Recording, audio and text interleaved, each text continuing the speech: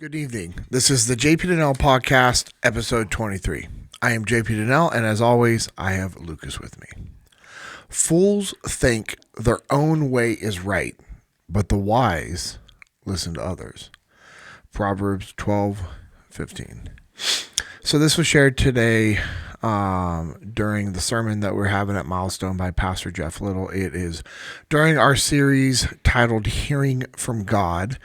It's been an awesome, impactful series for my wife and I, for our kids, and just our whole church in general. And I've brought in guests over the last couple of weeks and invited guests that were able to go without me even being able to be there, and I had other members of the church meet up with them that said that the message has been awesome. I've sent YouTube clips of the messages and sermons to other friends and people that I've met that listen to this podcast and follow along just the service. The sermons have been incredible. And during this message, I kept thinking about the different friendships that I have and how blessed I am to have all these different friendships in my life. And, Lucas and I have talked about in the past, either it was on an episode or, it was actually, I believe, on last week's episode, we had mentioned how I have multiple best friends because I have friends that fulfill different parts of my life that I need for growth and development. And, yes, I do have multiple best friends, and I'm very blessed. And I was just thinking about that.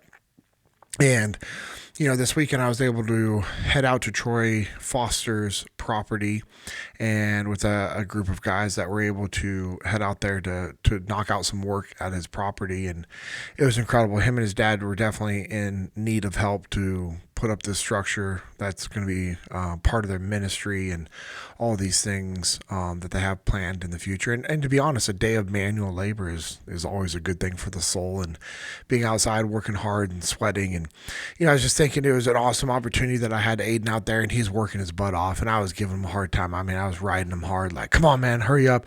You're not getting paid to sit around and smile, which he wasn't getting paid to do anything, but it was just having him out there working hard and, just constantly like just riding, like just driving them like super hardcore, like my dad used to drive me out on job sites to teach me that hard work. And I was thinking back to how awesome it is that I had, a father and grandfather and uncles and aunts and my mom and grandparents on all ends that really taught us the value of hard work. And I was thinking about how grateful I am to have had the family that I had growing up. And I could always reach out to people in my life and ask them for wisdom and guidance. And, for the most part, those people in my family that would reach out to me, that I would reach out to, were giving me biblically based wisdom.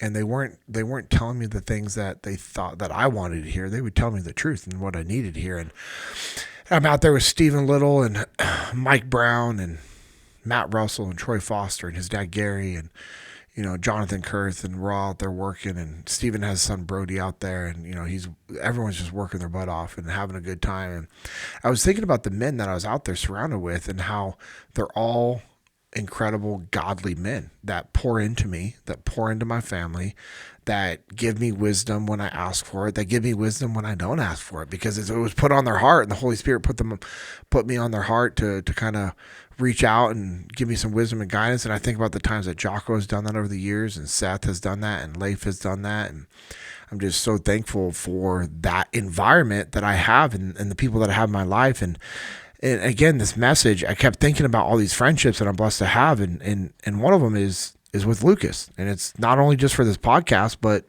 for life in general. As he's, one of my close friends, and he fills the gaps in my life to help me be a successful man, to be a successful husband, to be a successful father.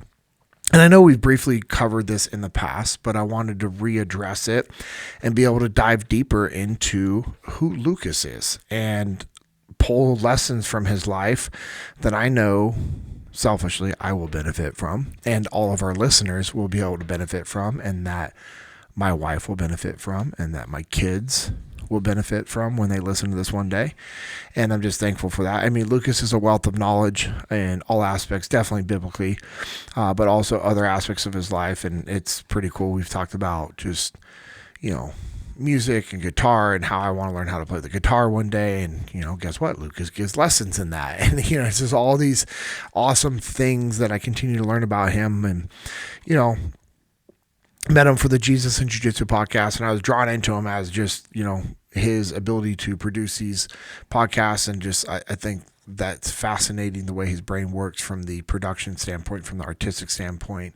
And, also, drawn to him as a man of God, as a manly man of God.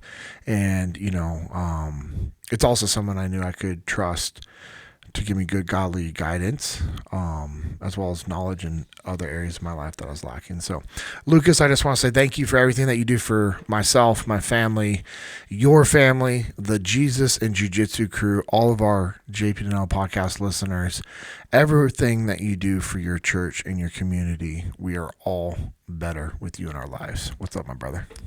So this is why I wasn't allowed to know what we were covering for this episode. Yeah. What's up is I'm slightly uncomfortable, but certainly appreciative of the kind words. Yeah, man. Yeah, it's like I've said this multiple times. This is one of my favorite things I get to do during the week. Dude, it's awesome. I love it. It's a blast to get to come here, to get to chat with you, to have the amazing guests that we've had on the show. Get to probe their brains about some of the cool stuff that they've got going on, and then the relationships that I've gotten to build with some of them, afterwards. Joel in particular is one that I was like, when we were here talking with him about everything that he's doing with Zero Mark, and then, a few weeks later, something came up in the news, and he's sending me messages on Instagram. That's crazy. It's unreal for me to be in that, and Cody Gandy, as much as we joke about his just unattainable physical just ability, that he's another that something will come up and he'll make a comment, or he'll just drop me a line and be like, hey dude, if you need anything, or we're praying for you or whatever. It's so cool to get to have relationships with those guys because of this. It's just been awesome, it's crazy, man. I was thinking about all the guests that we've had. I mean, Danny, like, trying to find out, he's adamant. He's like, man, I know you said you want me back on the podcast, and if you really do, I'd love to, but if you don't, it's okay. I'm like, no, bro, I want you to get back on the podcast, and just trying to find the time to get him back on here. Get him back in Dallas. Just get him in Dallas, right? And then, obviously we've talked about Ryan Vongs. It's incredible. And the group text with you, myself, and Mike Mitchell it's Mike, amazing. I think Mike Mitchell and I did not realize how much we had in common as being friends of yours who want to watch from afar your workouts and not necessarily participate. As he's training for an Ironman. Yeah, for sure. Yeah, whatever. Yeah, Mike. he's an absolute beast. Dude, speaking of Danny's team, Danny has, because obviously his background as a first responder and some of the stuff he mentioned on our podcast that they went through and one of his wife's previous pregnancies, that he's been really great about keeping up with what's been going on with Kirsten and I, and just what a gem of a human being Danny Ziem is. Yes, he really is. And his wife's pregnant also. I did know. I didn't know if he had revealed that to the masses yet, but so we've been texting a lot about all of that. So they just made the social media post. Okay, that's why cool. I'm saying that. Yeah. And they're having another boy. Congratulations. Yeah, man. All right, the Ziem name lives on. It does. All three wild Ziem boys that they're going to have. That's awesome. Their boys are so sweet, though, also. But they are wild. As boys and girls should be. They should Let be. your kids be kids, my man. I would describe the Dinnell twins as a little wild. Yeah. Yeah, absolutely. They are amazing. But in all the best ways. Right? Absolutely. They're great girls. I don't know how many comments that we have got, or people that are like, hey, so I haven't listened to a lot of your episodes with JP, but I definitely listened to the one where he had his daughters on, and that was the most hilarious hour and a half of podcasting I've ever heard. They're great, man. Constantly get that comment in person, through text messages, Instagram, people at church. Like, the girls were walking by, like walking together to come meet up with us, and like, they come up, you can see they both have like red on their cheeks. I'm like, what's up? Like, you don't know, maybe it was from sprinting or whatever. Yeah, right. And they're like, these high schoolers recognize this, Dad. I'm like, what? They're like, they said, "You were on your dad's podcast, right?" and Nola, and I'm like, "What did you guys say?" And they're like, well, "We said yeah." And I'm like, "Cool. How were you?" And they're like, "You guys did a good job." I'm like, "Thank you." And they're like, "We didn't know how to handle that." So they're like, "Hi, thanks, bye." yeah. So that was pretty cool. That's stellar, man. All right, man. Let's start from your childhood. Oh my gosh. Where did you grow up? We're doing this. Mom, dad, brothers, sisters. Let's just give me a picture of it. Yeah. So we grew up in the DFW area, and I'm the oldest of 4 kids. Wow. Yeah. So mom and dad. I was obviously being the oldest. I was the first. But they had I've come to find out there was a miscarriage before me, and that had a pretty significant effect on my mom. And about 2 months after they miscarried, they found out that they were pregnant with me, and so there was a lot about that was sort of in that realm of like not supposed to happen, and because you're not supposed to be able to get pregnant that quick, and if you do, then there's like super high risk and all that stuff. And I have I don't know. Can I say that we've always joked that I was a Rubbermaid? Like, is that allowed? But, so yeah, don't explain that to your kids. But there's that's always been kind of the joke as I've gotten older with my folks, and my dad's always thought it was funny, but my mom has always hated it because she was like, no, God planned you.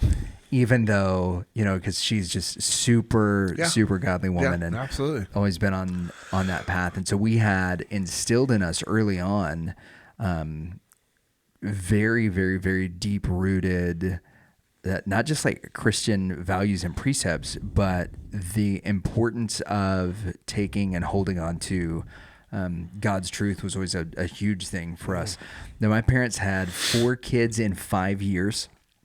So we shared a lot of friends. Which was awesome. For the most part, it was awesome, except for, okay, so my brother who's right under me, his name's Matt. Matt's an absolute stud. And Matt and I think we're 15 months apart. Okay. So they call them Irish twins, right? Yeah. We're like right in that category. And we look nearly identical. So, but our personalities could not be more different. I am like, if you do the what is it, the 16 personality thing where it's like the extrovert, intuitive, the Myers-Briggs, that's what it is. Yep. Right. On all of the like the ENP or the ENF stuff, everything but the first one I kind of fluctuate on, but I'm like 98% extrovert.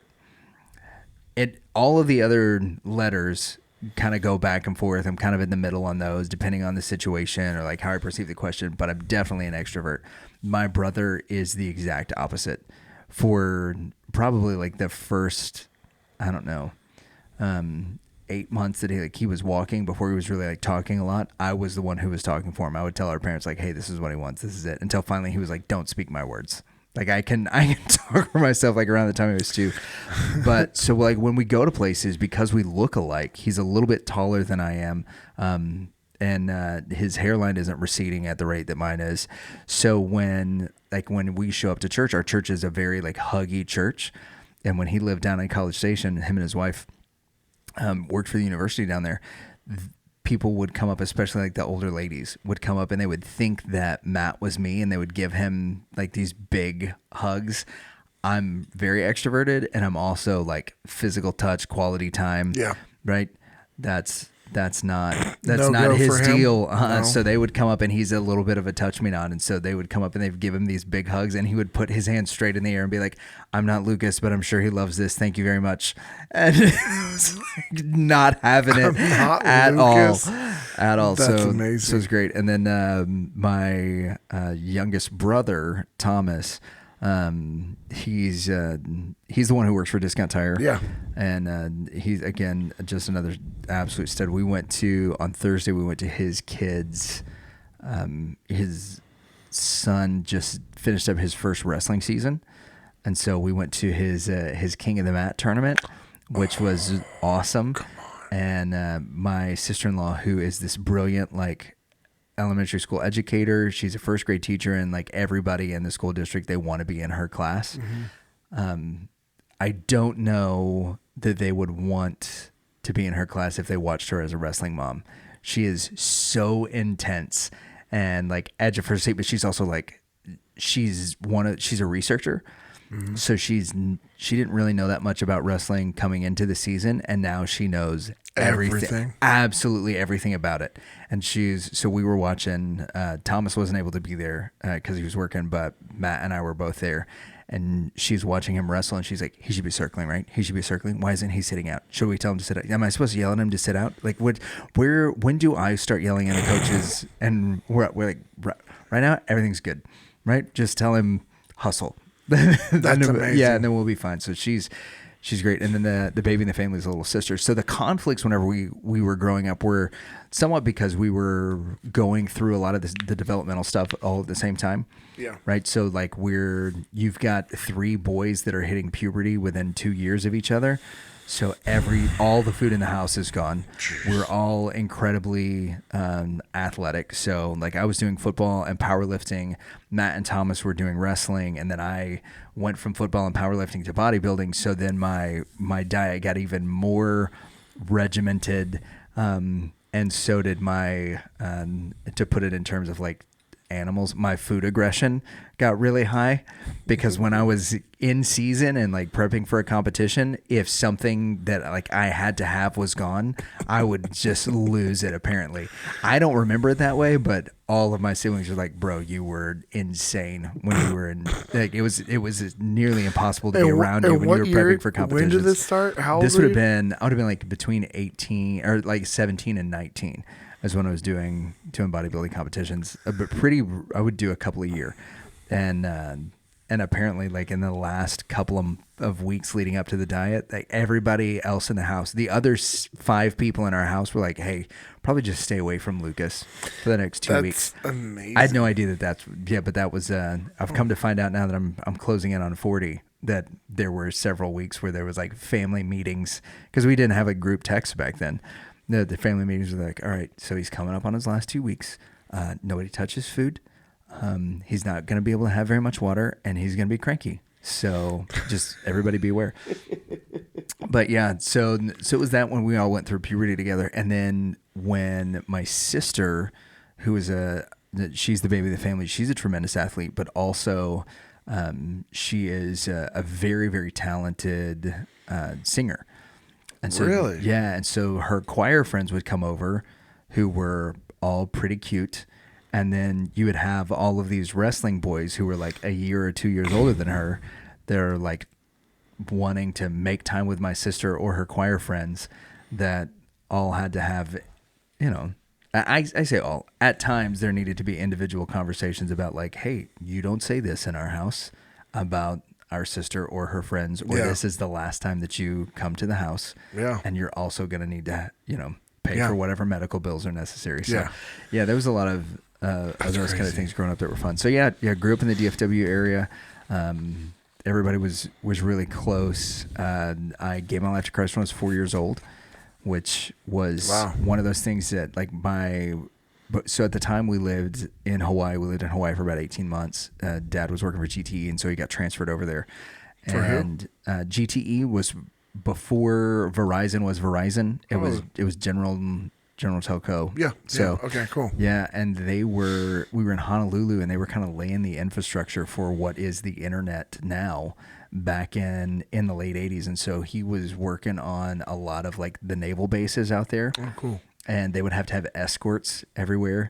And I remember the 4 things really, really vividly from our time in Hawaii. The first thing I remember is my brother Matt and I, we immediately went to our upper story apartment and that we lived at there, and we peed off the balcony. That was one of the first things we decided we needed to do. And my mom absolutely flipped out, because we're the brand new people. We're the only white people. But bro, not just that, but we're like toe-headed little white babies. Like we're bright white hair.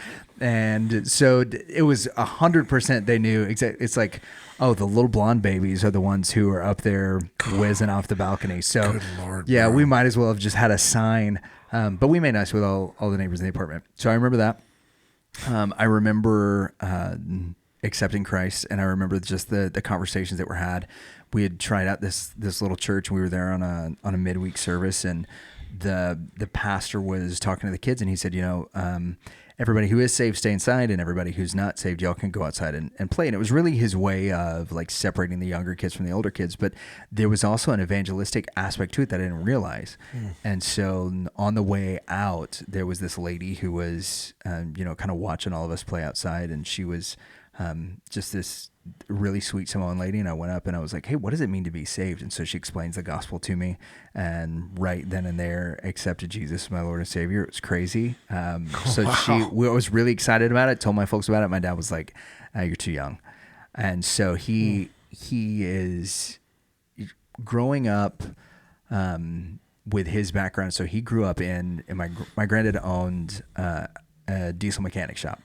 And he grew up around a lot of friends who were Christians. Dad didn't make a profession of faith until he was 18. And he watched a lot of his friends become emotionally manipulated to make decisions that they weren't really either ready to make, or that they weren't willing to follow through on. So at 4, he was like, this may be something that you got talked into. And I was like, all right. So he kind of takes me aside, and that night just like peppers me with questions. It's asking me, how do I know that I'm saved? What does it mean to be saved? What does it mean? Well, I'm a sinner. Okay. What does it mean to be a sinner? And he's making sure that I know exactly the commitment, the decision that I made, all of those kinds of things. And, turns out I had all the right answers to those questions. Like, it was legit. And I just remember like my dad, I remember that whole night pretty vividly. My dad is like crying when we walk out of the room, and I'm like, oh my gosh, I did something wrong is what I'm thinking, because like my dad's crying, and he's so proud. He's so ecstatic. And then I remember, getting baptized. Right. So that was one of the other, major core memories from being in Hawaii. And the last thing that I remember, we had a friend of ours who was an officer in the Navy and worked on a nuclear sub. And we got to go visit him one day. And so we got to go on to a nuclear sub that was in dry dock. He was kind of showing us around. We had permission to be there. It was like a super, super big deal. And mom was like, do they need to touch anything? He's like, no, it's totally cool. And then I smashed a button that set off a bunch of alarms. He's like, except for that, that's the one button that they can't push. I'd already, like, before he said don't push it, I'd already gone right up to him and been like, bam, bam, bam, bam, set off the alarms. And it took a couple of minutes for everything to calm down. And since he was pretty high ranking, I guess, at the place, so that everybody came in and they were like, oh, nope, it's Ed. He's like, yeah, everything's good. And I'm like, all right, cool. As long as you say so, Ramon, then it was a done deal. So yeah, those are the 4 major memories that I have from that. And I remember, it was just the 3 boys. I prayed for a sister. Then my parents were like, don't do that. We only want 3 kids. Like, we're fine with the 3 boys. And I was like, no, I really want a sister. My 2 brothers sometimes they suck. So I was 4 years old and I'm praying for a little sister. And then a few months into me praying, mom and dad were like, hey, you don't have to pray anymore. Like, we're pregnant. We know that it's a little girl. And then 2 weeks after we got back from Hawaii, my little sister was born. So she is also like my evidence daily that prayer works. And we've had a really special relationship. Yeah. For our entire life. So, wow. Felt the call into ministry when I was like 14. Really? And that was a big deal. I think we talked about this a little bit. Yeah, previously. Whenever I hear that, it's still like, I'm always inspired when you hear kids being called to ministry at that age, and Pastor Jeff Little, who pastors our church, he said the same thing. You know, he was like called to ministry at 15 or something, whatever the age. Right. Hey, that's incredible. Yeah, and it's one of those things now. I had the opportunity to talk to Shane Pruitt not too long ago. And he recently wrote a book kind of about this with Dr. Scott Pace.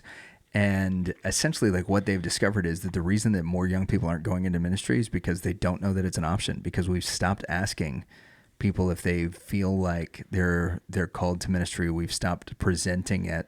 And that because of that, we've kind of done a tremendous disservice to the millennials and to Gen Z, because we're not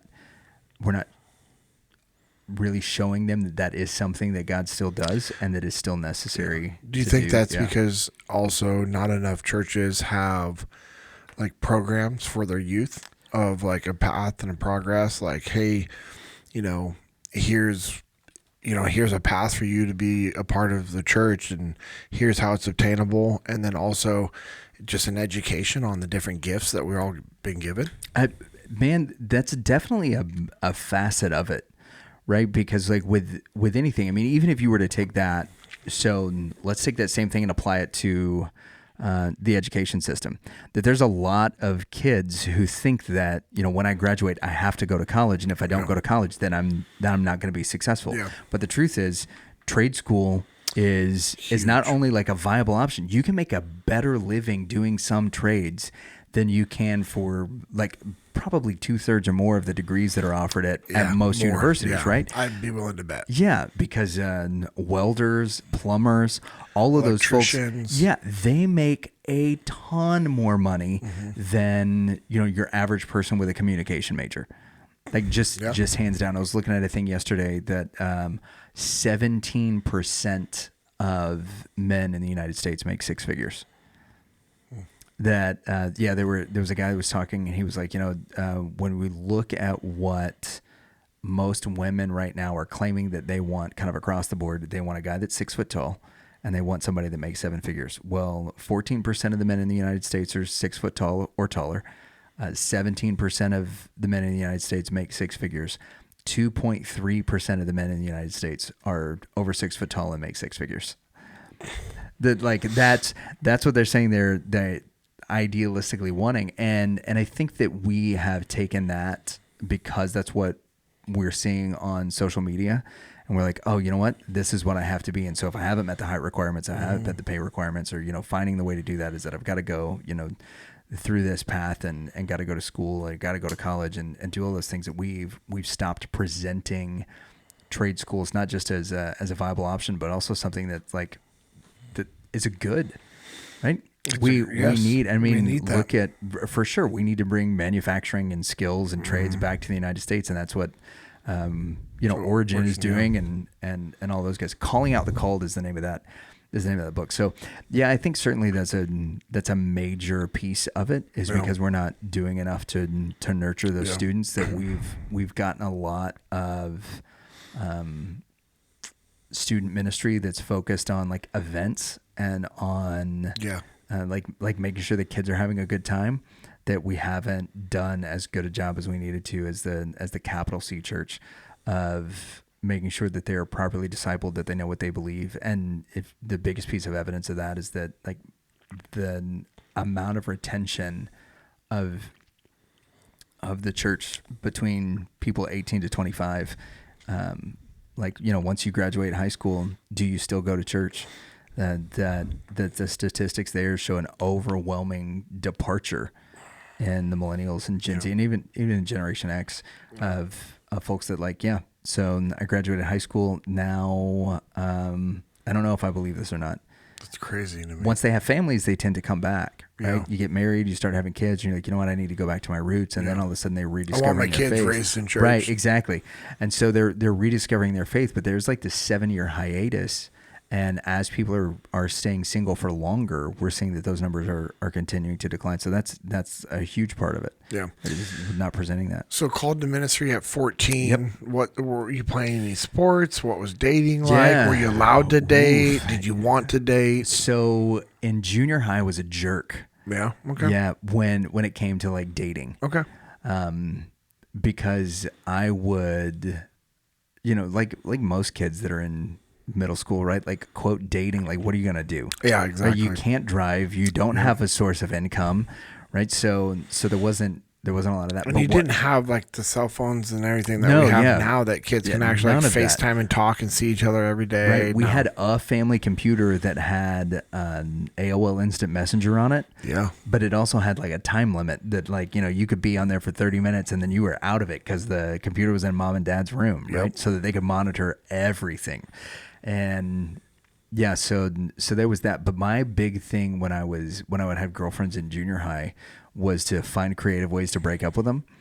And I ended up in the coach's office, I don't know how many times, which like for me was really frustrating them. But looking back on it, I don't know how many times they saved my life. There was one in particular, this poor girl named Ashley Berry, she was super sweet then, and I'm sure she's a great human being now. But I handed her, I found an adding machine. And so I just like typed out this super long thing on one of these old like adding machines that had the receipt paper. And I gave it to her at lunch and told her I wanted a refund for all of my time that she'd wasted. And then I was breaking up with her. And she swung her lunch tray at me and missed. But I was escorted out of the cafeteria by one of our football coaches. Bro. And I was taken into his office and I was like, what am I doing here? He's like, I'm literally saving your life right now. You have no idea like what a giant idiot you are. I was like, no, but that was funny. Hey, did you see how funny that was? He was like, that was not funny. It was not funny at all. Oh my gosh. And so that was more. Yeah, and the reason why I was asking about the dating thing at this age, it's because, that's a thing that high schoolers are dealing with is like, do I date? Sure. Do I not date? And it's weird, but there's at least from my experience, like I'm seeing a lot more kids just actually choosing not to date. Yeah. Because, and then also the fact that you are tied into ministry or called to ministry, I'm just curious, like, were you allowed to date when you were in high school? Or is that something that you were just like, I don't really care either way? I didn't get married until, let's see, I was 34. Okay. Right. So I had some huge periods where I wouldn't say I ever really dated like a lot. Yeah. I was dating often. Yeah. Right. And then others where there would be years at a time where I didn't. So in high school, I had a girlfriend or two like my freshman year. Yeah. And then not again until my senior year. And then when that girl and I broke up, I don't think I dated from like 18 until I was 23. See, I'm envious of that. And the reason why I was asking, because I was just curious, like if you had that self-confidence and the ability just like where you're just like, I'm fine with being alone. Aiden has that. Yeah. Like Aiden wants a girlfriend, but he doesn't want a girlfriend, if that makes sense. Yeah, completely. And right? I think it's awesome because at first, you're kind of like, man, I want my son to date. You should date. But then I'm like, when I started to find out, I was like, wait, hold on. Why doesn't he want to date? Mm-hmm. And as Amanda and I started figuring out and digging as we dug into it, it's not that he doesn't want to date. It's he doesn't want to date somebody that doesn't fit his expectations and standards. Yeah. And if you're not willing to go to church with him on a Wednesday night, then you're off the list. Yeah. So that's what I'm kind of curious. Yeah, there was a big criteria thing that was there. And I know I told the story with the girls about, one of the girls that called my house, my sister told her to drop dead. Right. So there was also that, like the little sister intimidation was real. Yeah, that's amazing. Yeah. Which was hysterical. And, so I had some of that. And certainly some of it was a confidence thing, or a cockiness thing, but more than anything. Right. Some of it was just being totally oblivious to the fact that, like, maybe there were girls that did like me. Yeah. Because my focus was always on something else. And whether it was ministry or whether it was athletics or whether it was music, that's what I spent the majority of my time doing. Yeah.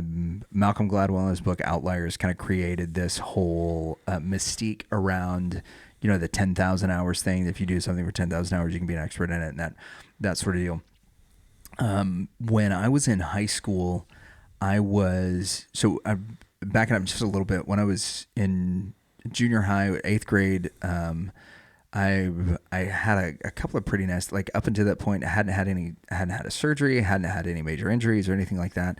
Coming into that year, was I had made the A team in football. I thought that I was a stud, even though I was, 5'4" and like 117 pounds. What position?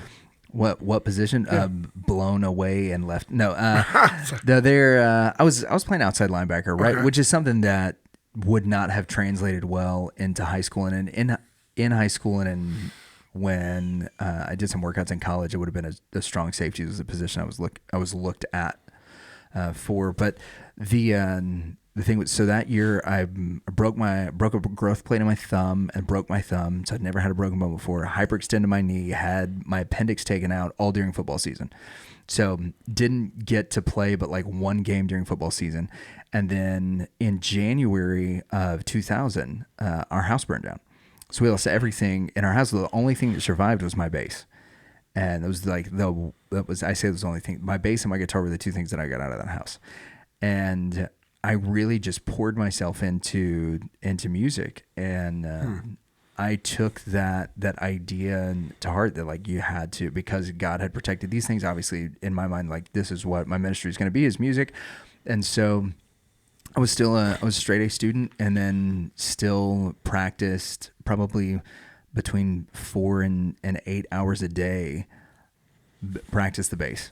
Wow. Yeah. To the point where, so that was 14 is when that happened. The next year at 15, I was doing studio work with Leanne Rhymes, songwriter, that like mom and dad would drop me off at his studio, after school. I would track for him, for 3, 4, 5 hours, and they would come in and pick me up a couple of times a week. And that was my first like real studio gig. So at, 15 was already a pro bass player and was making a little bit of a name for myself in the area and in that. Yeah. And so there's definitely one of those areas that like God blessed me with talent and drive to do it. But it's also, looking at dating, it was always something I was allowed to do, but girls wanted to go out on Friday nights or on Saturday, and I wanted to be in the studio tracking. And so that's it was awesome. like, I'm not going to go do this because I'm going to go work with these guys and have the future that I want. Yeah. So I the reason why I asked that, I mean, dude, you're happily married with, a beautiful wife. Yeah. Yeah. A kid on the way. So somebody's probably like, why would you ask about dating? Well, I know that there's a handful, if not more than a handful, of high schoolers and college kids that listen to our podcast. Oh, for sure. I know factually there's a handful of kids from Elevate at Milestone. Shout out to you boys and girls that are listening, that listen to this podcast. And I wanted them to hear your guidance to them for that. And what you just said was awesome. It's like, it's a priority thing. Yeah. And for you, it wasn't a priority. And I'm very envious that when I was your age, I didn't have, I had the drive. Yeah, for sure. But I always had to feel like I needed to be with somebody, not dating somebody, but around people, with somebody, talking to them, And Aiden's like the polar opposite. Which is kind of awesome. Which is really awesome, because he's just good with living his life, and he has his friends, and he's very involved in Milestone. He's so smart too. And he's super intelligent, and so I'm just always curious. And so I appreciate, that's why I asked that, is like, for our listeners, is just, it's okay to be comfortable with who you are, be comfortable in your own skin. You don't have to fit into the status quo of like, oh, you've got to be dating, you've got to be doing. No, actually you don't. And here's the thing, when God was ready for you to meet the person that you needed to spend your life with, he orchestrated it. It was taken care of, and it was awesome. So. Yeah. And I will say, like, in relation to that, like, one of the biggest struggles that I've had in my life was when I tried to force it. Right. Yeah. There was a relationship I had in my middle 20s while I was in Canada, with a very sweet girl who we tried long distance, but she was in Scotland and I was in Canada. And so there was a time difference there. And so when we could talk, because of where the time difference was always in a time where it pulled me away from doing the things that I probably should have been doing, as far as like being involved with the ministry that I was doing in Canada and those kinds of things. And so it was often that I would get pulled away for hours because I wanted to talk with her and wanted to cultivate this relationship. And what started off as something that was us trying to build and develop a relationship over a long distance turned into something where for both of us it became really unhealthy. because we were both trying to be in the places that we thought we were supposed to be in, doing the things we knew that we were supposed to be doing. And yet our relationship with one another kind of pulled us away from really where God wanted us and what he had us doing. So much so that it became unhealthy. And by the end of, the 3 years that we were together, our relationship had become unhealthy. We became unhealthy for one another. And, that is that at 20, what would I have been, 25, 26, because of all of the strain and all the stress, and just a series of bad decisions on my part. Like this was the person that I ended up losing my virginity to. And like looking back on all of those things, like I had done so much, been so diligent about like saving myself for marriage and all of that kind of stuff. That is always something that really stood out to me, because when I made that decision, I felt terrible about it. And I felt like, this is potentially ruining me for my future wife. Well, I had another like decade of dating that I would do before I met my wife. Yeah. Right. And one of the things that really stood out to me afterwards, and I talked to several of my Christian friends about it, is that there are some people who will look at, the idea that we're saving ourselves for marriage, and they'll say, I'm going to do everything that I can, but draw the line at at sex. Yeah. Right. But anything up to that, we can try it, and we'll look at and try to figure out where all the loopholes are and all of that stuff. And then there are other people who are truly pursuing purity. And the ones who are truly pursuing purity, oftentimes they may not be able to say, hey, you know what, I've still got my virginity. But they're actually doing a better job of pursuing the Lord than not. And so it really changed the way, whenever I became a youth pastor, of the way that I talked about it. Was not about like, don't do these things, or, where the line is, like how far is too far. It was always about the pursuit of purity. And when Kirsten and I started dating, that was the way that I talked about it and the way that I framed it. And I was very honest with her about, where it was and my past experiences and all of those kinds of things. And when we were talking about like we wanted to pursue purity in our relationship, it changed the aspect of like, hey, how far are we trying to go without, what it's no longer the how far is too far question. It was the, hey, when we're in X situation, are we pursuing purity if it's the two of us at a house together when we're both tired and, whatever, like, no, it's not. So there were a couple of occasions where,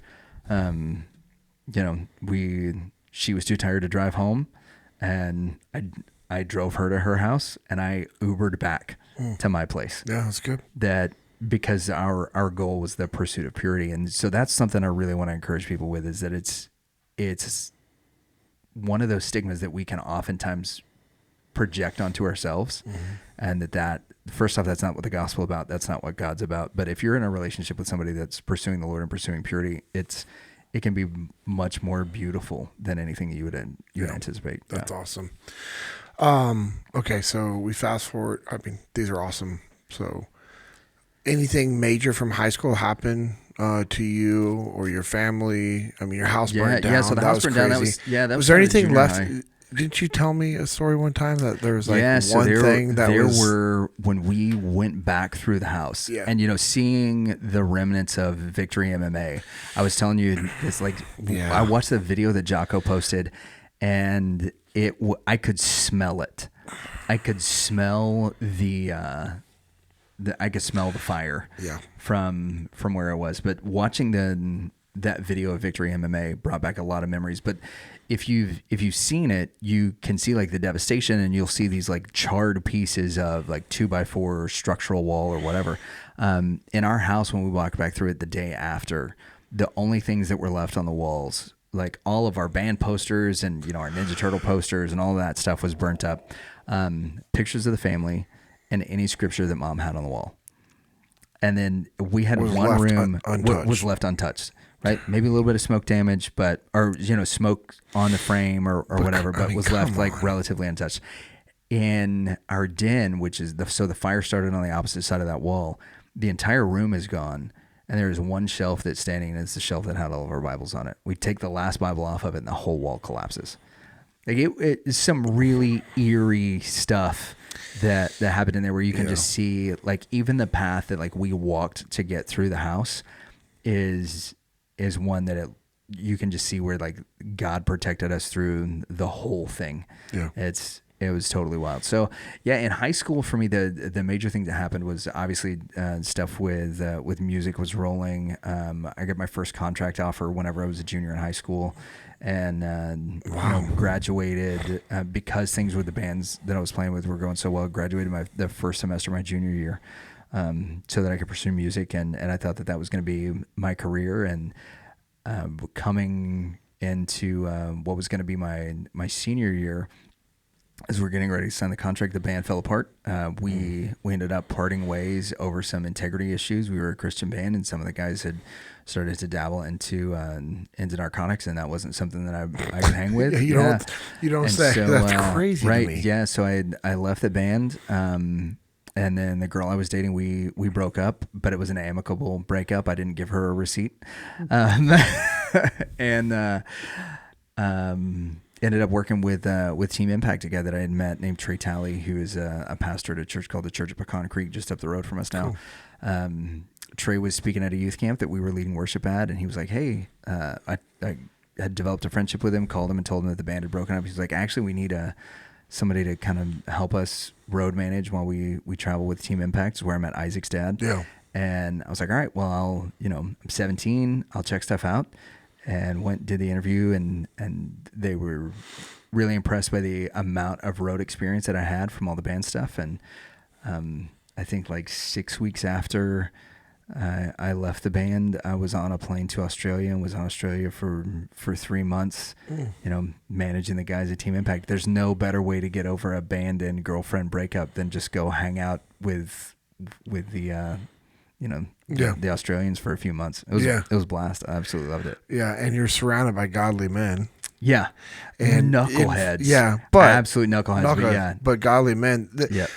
They love Jesus, and they are pursuing him, and they were spreading the word. So explain to our listeners what Team Impact is. Oh man, I don't even know how you'd explain it in a modern day context. If you grew up in 90s church, you're probably familiar with the Power Team or Team Impact guys that did like massive feats Radical of Reality, Donnie Moore. Oh yeah, man. Darwin, those guys. So then the deal is that it was a group of just massive human beings, former NFL players, bodybuilders, world's strongest man competitors, world powerlifting champions, Olympians, some of the guys that were like competing with or had spots on American Gladiators and all of those kinds of things, right? And we would do feats of, they would do feats of strength. I played the music and made sure that everybody had their bags on the plane. Right? So they would do these feats of strength, and then throughout the night, we'd have like an hour and 15-minute program. They'd break concrete and run through walls of ice, snap baseball bats, blow up hot water bottles, do the same kind of things that were happening on the World's Strongest Man competition during that time. That's awesome. Yeah, and then they would share testimony, and then somebody would give a sermon and invite people, have a gospel presentation, and invite people to follow the Lord. And it was a really fruitful ministry that had a tremendous spectacle around it. And unfortunately, I think that it was one of those that kind of, it ran its course in the iteration that it had. And because it was sort of one of those things that this was the only thing that those guys knew, that there was no backup plan. There wasn't really a person who was like carrying the vision for it. Got it. So when everybody started working out, and a guy with 18-inch arms was no longer like an anomaly. Like now you had to have like 24, 25-inch arms to be, the really big guy especially in major cities. There wasn't a strategy to move forward. And so when those kind of things became a little bit more common, that ministry, feet ministry as it's called, because there were several different teams, kind of fell apart, and I had left before then to pursue ministry in Canada and that kind of stuff. So it was a big chunk of my life where I was in and out depending on what tours and stuff I was on. So that's crazy. It was fun. Yeah, good dudes. Australia, your favorite place to have traveled? Man, during Team Impact? With Team Impact, yes, because we did crazy stuff in Australia. Because we were American and because of the anomaly of the guys, we got to do some awesome stuff. So we got to go to Australia Zoo. We had a behind the scenes tour. Did you guys fight a kangaroo? We saw several kangaroos. As a matter of fact, so we went by this shopping center in Australia. It was like their version of Walmart. And the parking lot was full of kangaroos. I'm talking like there was no space for you to park a car. Now it was closed for the night, but it was cram packed with kangaroos, and we were looking at it and we're like, "What the heck is going on?" And our guy who was kind of driving us around was like, "Hey, listen, you guys think that they're really cute over in America? They're an infestation in Australia. That a lot of Australians at that time." That the kangaroos were like giant rodents is how they looked at them, as like rats, is that they're everywhere. They're and especially like in the the parking lot was parking lot was full of kangaroos. This is like a I'm nightmare. talking like hundreds of kangaroos hanging out in this parking lot, and it was the weirdest thing I had ever seen. And this guy, and we're kind of like in a rural area. He was like, "Man, this is like all over the place. That these things will travel." He's like, "They're dangerous. They're horrible to be around. If they're out and there's several of them, like if you meet one-on-one, he's like, sometimes you can scare them off. He's like, but if there's a few of them together, especially like if they're traveling in a large group, he's like, you need to get away from them because they're actually dangerous to be around, and they're really aggressive and they're violent and they're a menace." He's like, imagine, he's like, it's essentially, we look at them as like rodents who are also gang members. I was like, oh my gosh, that's terrible. Jay, we got to see we had kangaroo meat, which was great. We got to go to Australia Zoo, and we saw one of the tortoises that was like one of the ones that Darwin brought back from his expedition to the Galapagos Islands. So it was super old.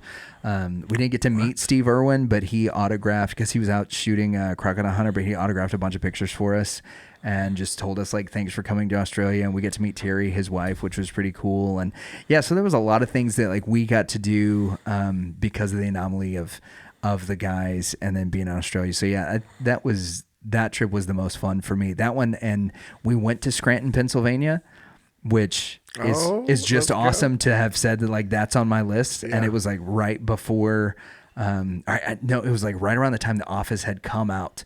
And so like the anomaly of getting to go to Scranton during that. So we took a ton of pictures of just us with Scranton signs. So yeah, that's those awesome. are probably the two best ones. Yeah. Canada. Yeah. Why'd you go there?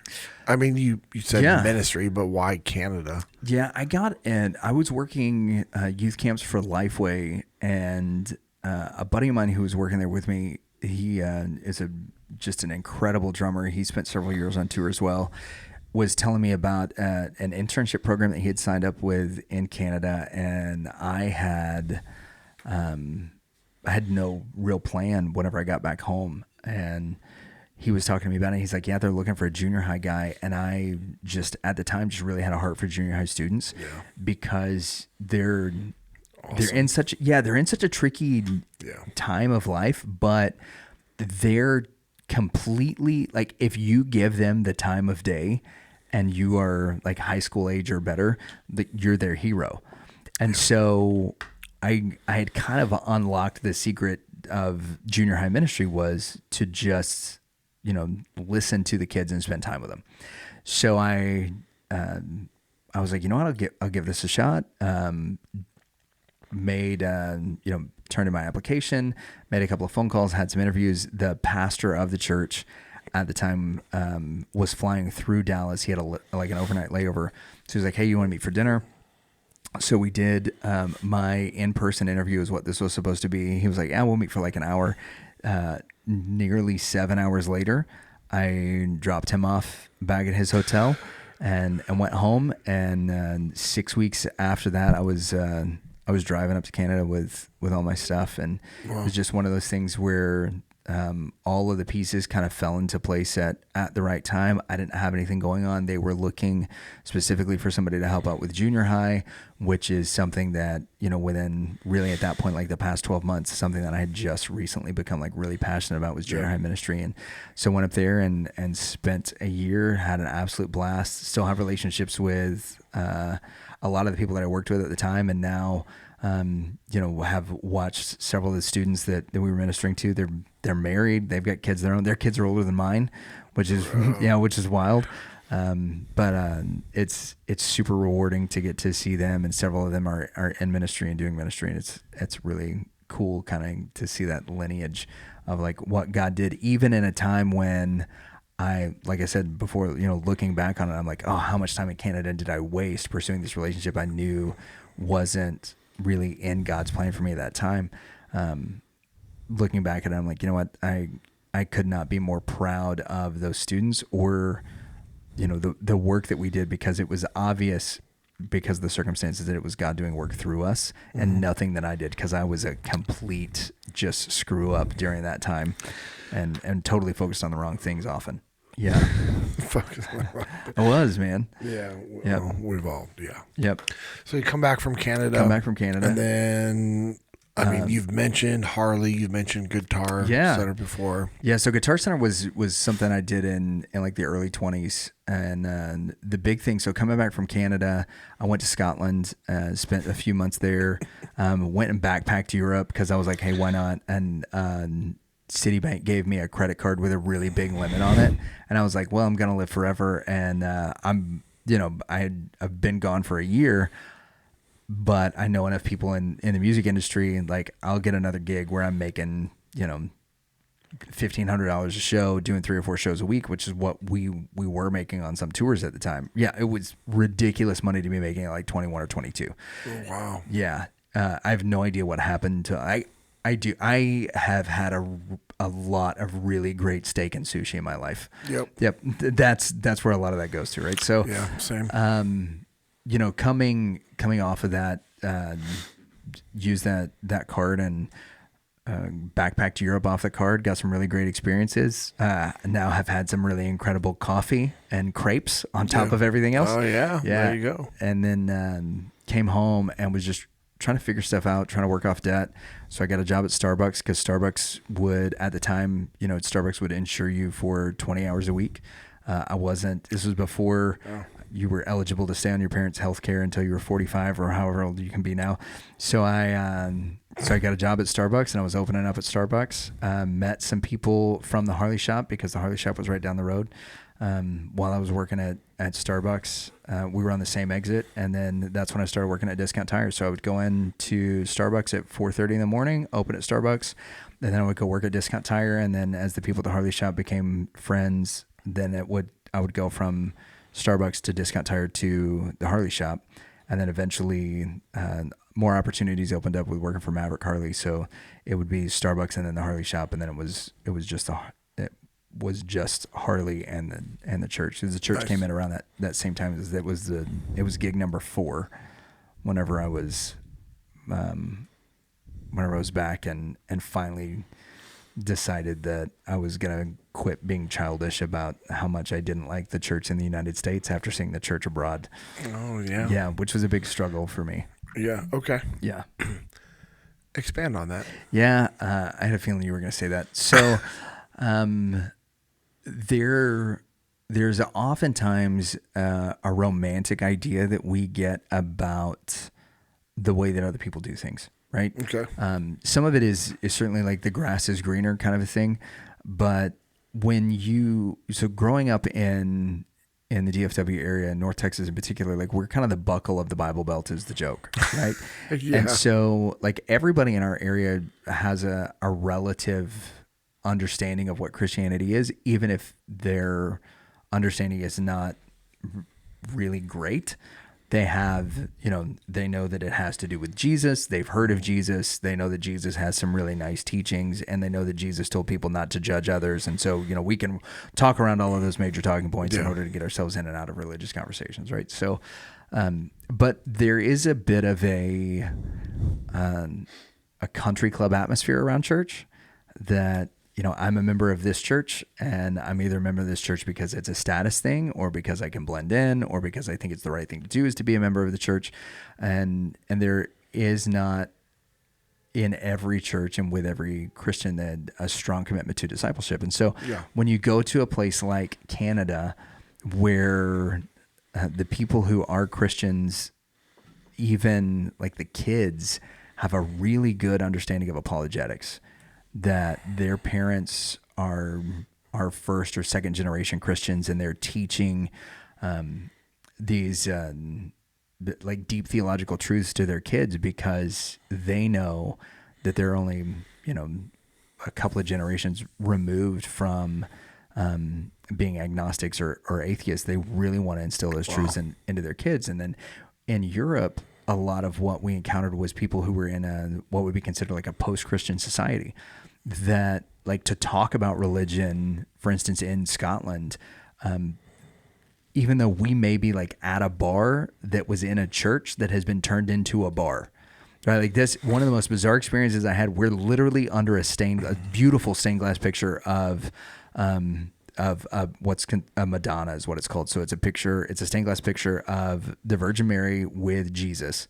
It's in a Catholic church that was built in like the 1600s. So like older than the foundation, the foundation of our country. We're having a conversation about faith, because the place has been turned into a bar, and the people that I'm talking to have no idea. They're like, we only know that Christianity was a thing. We know a little bit about the Spanish Inquisition and the Crusades, but we don't actually know anything about Christianity. I'm like, all right, well, so the baby that she's holding in that stained glass picture, and they're like, oh yeah, cool. Like that, and they've got names for all of like the saints and stuff that are in there, because they're in a bar. And they only know them, like, and they don't know. They have they've got no frame of reference for Christianity at all, other than, a few historical blips. So when we would go to church, the folks that were there, that were in those churches, whether, they were Anglican or Baptist or whatever, man, they were intense about their study of the Word.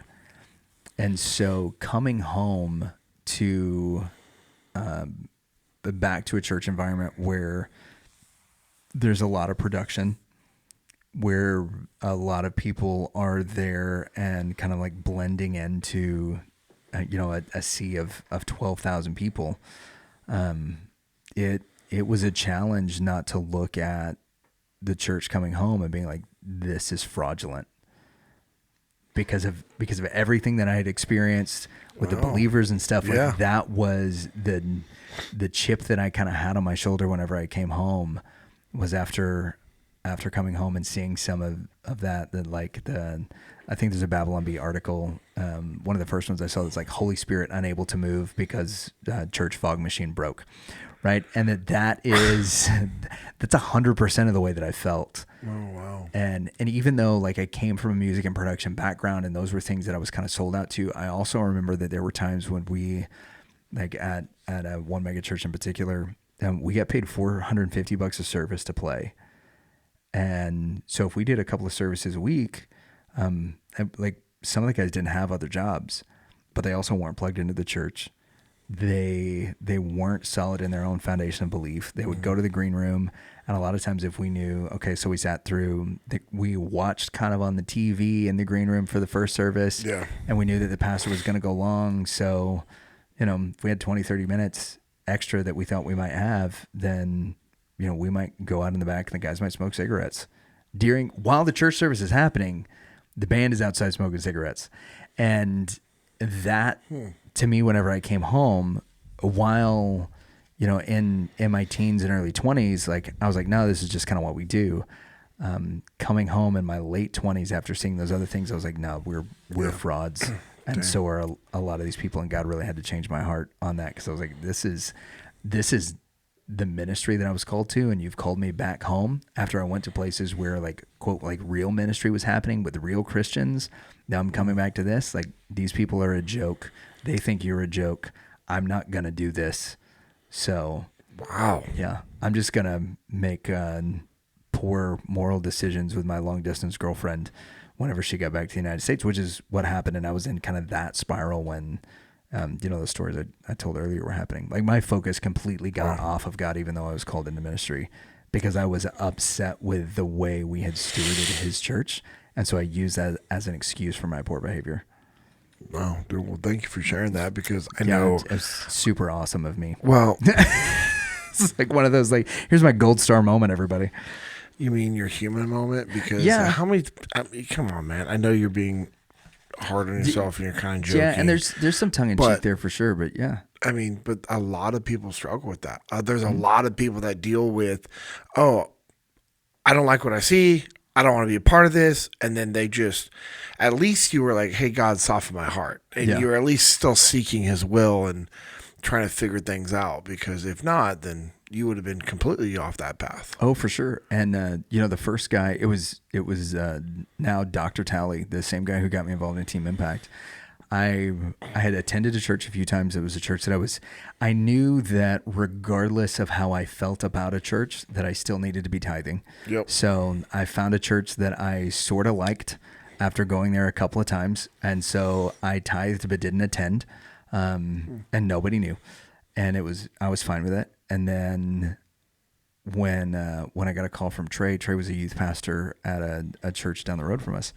He was like, yeah, I need somebody to come and to fill in and to lead worship. I was like, cool.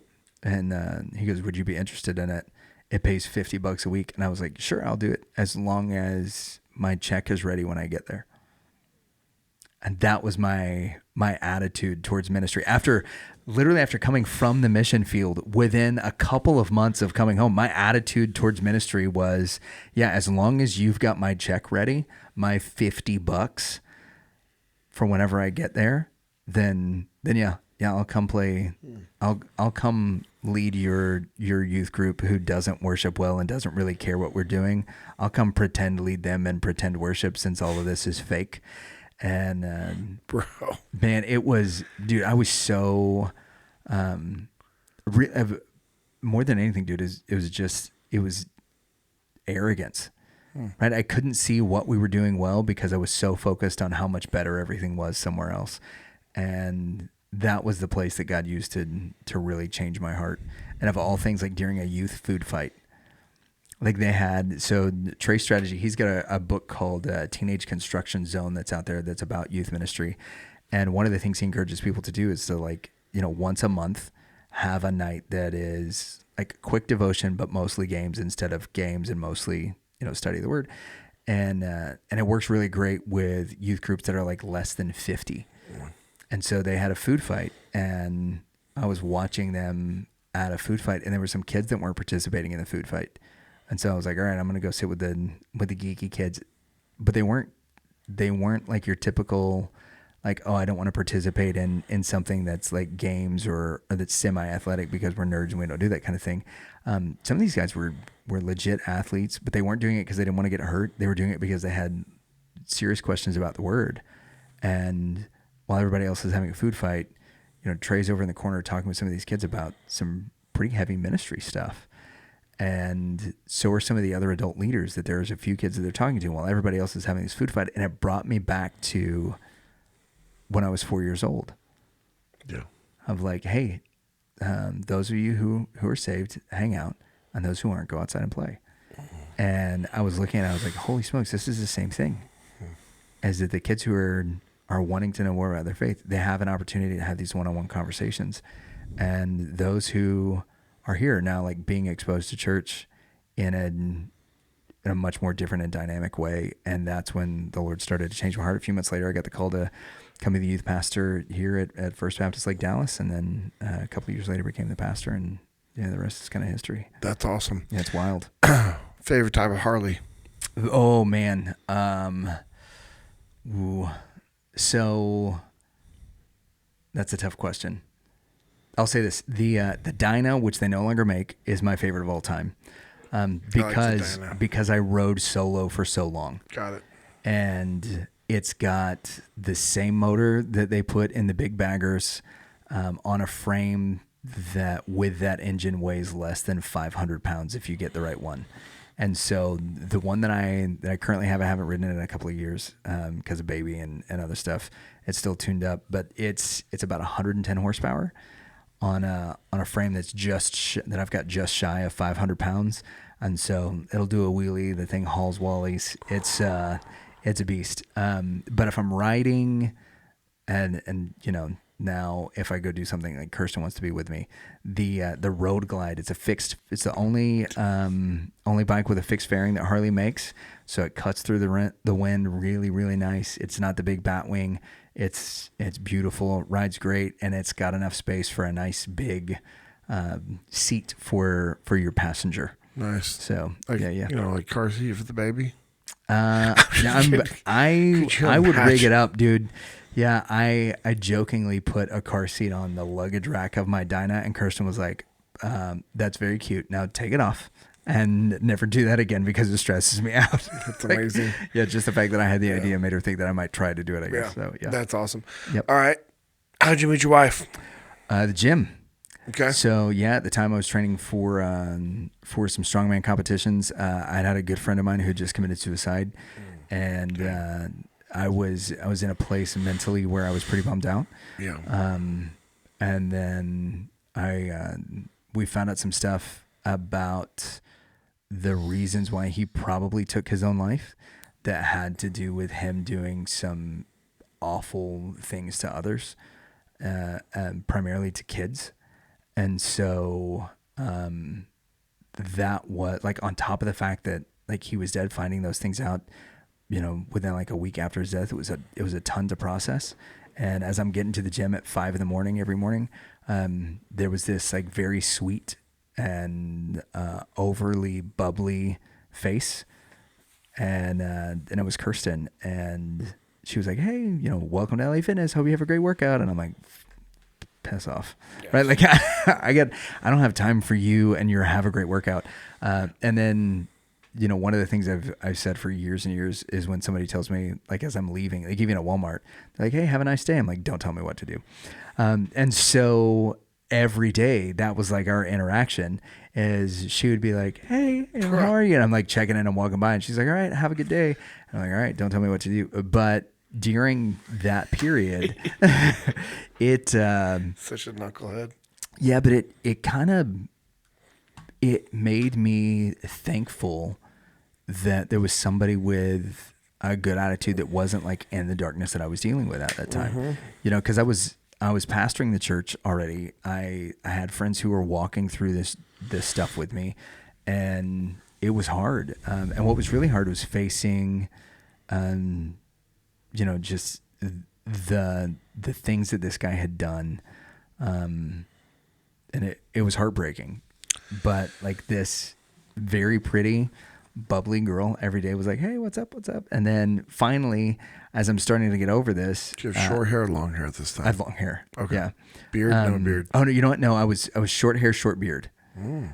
So I realized that as I'm getting over this, that I'm not getting her attention anymore with the, don't tell me what to do.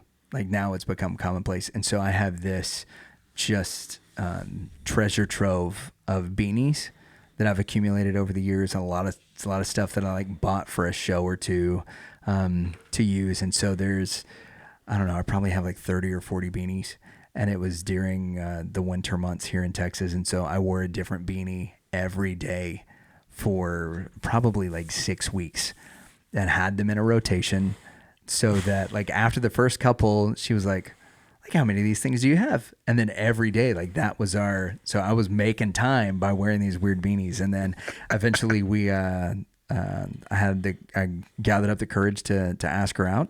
And then she stood me up. Yeah, she said she got sick, and my phone number in the system was wrong because she meant to text me, because I just told her, I was like, "Hey, we can meet here." Yeah, kind of like put the ball in your court kind of thing. If you show up, you show up. But I was I didn't make a big deal about it. And she asked me, so like the next day I didn't say anything. She asked me the day after that. She was like, did you ever get my text? I was like, I didn't. She's like, so you just thought I stood you up? I was like, yeah. She's like, and you were just cool. It's like, well, you know, after I got done crying. You're the, yeah, right. Like I was texting a couple of dudes, like she stood me up. So then we go have lunch, and I thought she was older than she was. She thought I was younger than I was, because we found out we're about 12 and a half years apart. I asked, bro, that was a shocker to me. Significant difference. That was a huge difference. And that was a hurdle to get over, because so we're having lunch and she's talking. I asked her, you know, kind of about her family. She's like, I'm the oldest of four. I was like, hey, me too. Are your siblings close? And she's like, yeah. She starts telling me the ages of her siblings. Like, this one's 12, this one's 13, this one's 15. I'm like, so how old are you? And she's like, I'm 20. Well, she's like, I'm almost 21. I'm 20. Well, I'm 20 and a half. I'm almost 21. I was like, you're 20 and a half? You count your age in half years? Like, you're not pretty. You're adorable.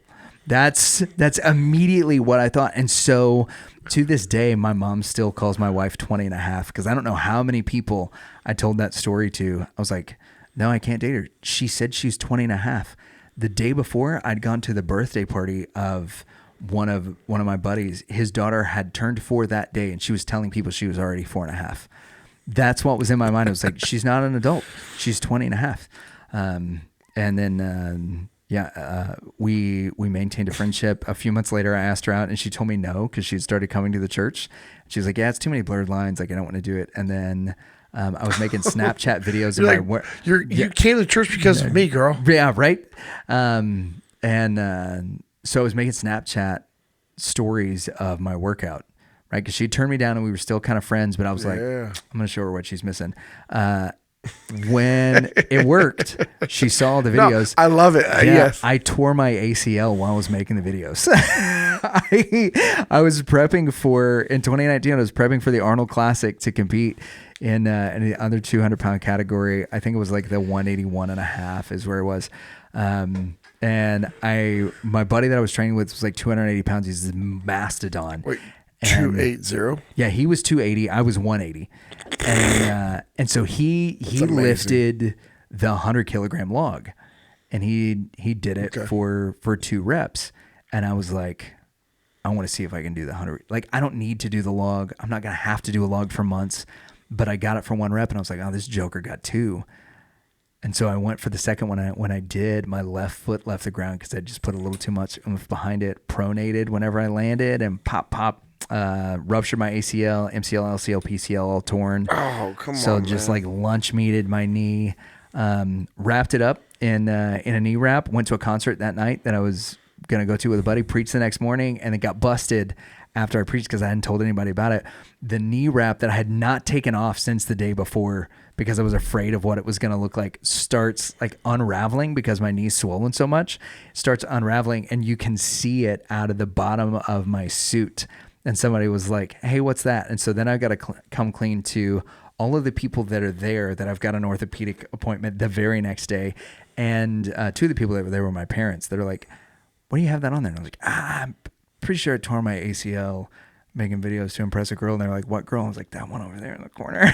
and they're like, oh, we get it. Yeah, for sure. Dad was like, that's fine. Yeah. If this turns out well, he's like, you'll never worry about your ACL again. And then after I got the surgery, she came over to start walking the dogs because I couldn't.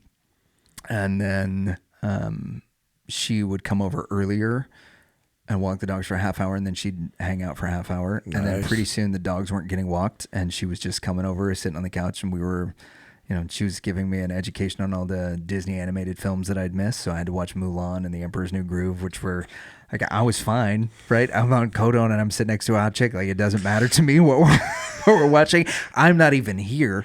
Like, so this is amazing. Yeah, this is great. And yeah, we started dating a couple of weeks after that, and then we were married a year and a month afterwards. So wow, yeah, kind of the rest is history. That's awesome. And number 2's on the way. Yeah, baby number 2's on the way. We're by the time this comes out, it will be an any day now situation. Yup. So, but they did. The doctor made her prediction. And if you're a person in the church world, you know Easter is Resurrection Day is a pretty big day for us. It's sort of like that is your highest attended Sunday, no matter what. Really? Yeah. Oh yeah, because that's one of the Christmas and Christmas Eve and Easter are the two big ones. Okay. But and then the next one is Mother's Day, because a lot of people like, what do you want for Mother's Day? I just want you to come to church. So they'll come to church for Mother's Day. But yeah, so Easter is normally like the biggest attendances for church. Oftentimes will double on Easter. Yeah. And the doc is telling us, yeah, my prediction right now is what we're looking at is the baby's going to be born the Saturday before Easter, which means I will not be here at the church for like our biggest Sunday. So prayers about that. And so we're working on contingencies now of like what happens, who's preaching, who's doing worship, all those kind of things. Yeah. So sounds like a good leadership problem that you know how to solve. Bruv, I know I've been listening to this podcast of a friend of mine, JP Dinnell. You may have heard of him. Oh, yeah. Josh Strasburger talked a lot about him on other people's shows. And so I've been listening to his podcast, trying to sort it out. Definitely the YouTube exclusive Q&As. They've really helped me out a lot. Yeah. Really. Yeah. Is that Dinnell or Dinnell? Probably Dinnell. It autocorrects oftentimes to dinner, though. Yeah. Yeah. I love when people say that they're super close with somebody, but then they can't pronounce their name. Like people that call Leif Leaf. Mm-hmm. Yep. It makes me, or Jocko Willenick.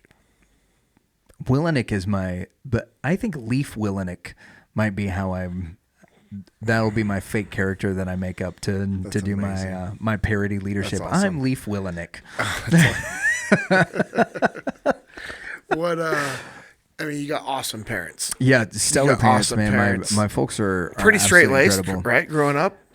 Them or me? Your mom. And dad. Oh yeah, my mom for sure. My dad was not. So my dad wasn't a believer until he was 18. And but I mean, I'm sorry, I wasn't clear with that. Yeah. Question/statement. Yeah. When you were growing up, when I was growing up, my parents were very straight laced. Yeah.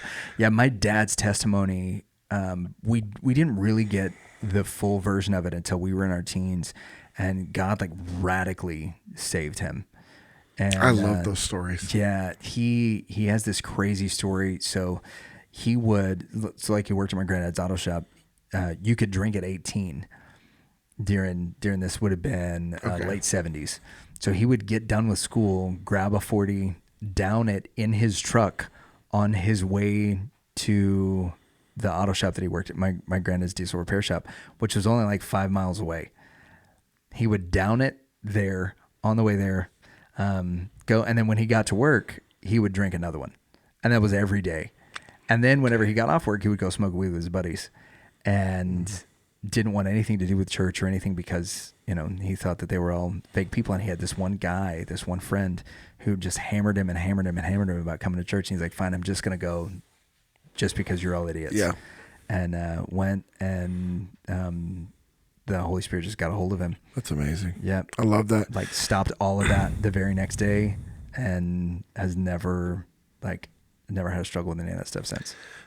You do not have to answer this. Yeah. What do you think your dad was trying to numb himself from? Man, I'm not sure. I don't know if it was like numbing himself from it because he was a teenager at the time. But But as you and I have talked recently, because now Amanda and I are leading the small group, becoming more and more aware of what high school kids tuned to what the kids are going through. Like, oh my goodness. So my dad was the 5th child in his family. And his 3 older siblings were pretty close together. And then there was a 6-year gap before the brother right above him. Got it. And then, so my grandparents had 3, there was 6 years. And then they had my uncle, and my uncle was the baby, and because he was like so far from everybody else, they all kind of doted on him. And then 6 years later, they had my dad, and my dad was an absolute like surprise. My grandparents had him at 40 and 41. Okay, I was trying to figure that. My math aunt was a senior in high school, and her pregnant mom was coming to pick her up from cheerleading, and so he got left out of a lot of stuff. And Yeah, like but we haven't shared a ton of this stuff. But I love my aunt. My dad's brothers have not been great to him my entire life, and I think if anything, it was that. It's like, how do you reconcile like how much your parents love you, and how much your siblings don't. Yeah. And that was the environment he was in. That's He was why I'm working just at the family curious. business. I'm just wondering. And so all of those things, I think that had a lot to do with it. I think that there was some of it was certainly just like teenage rebellion, and where he was living at that time, like that was the thing to do.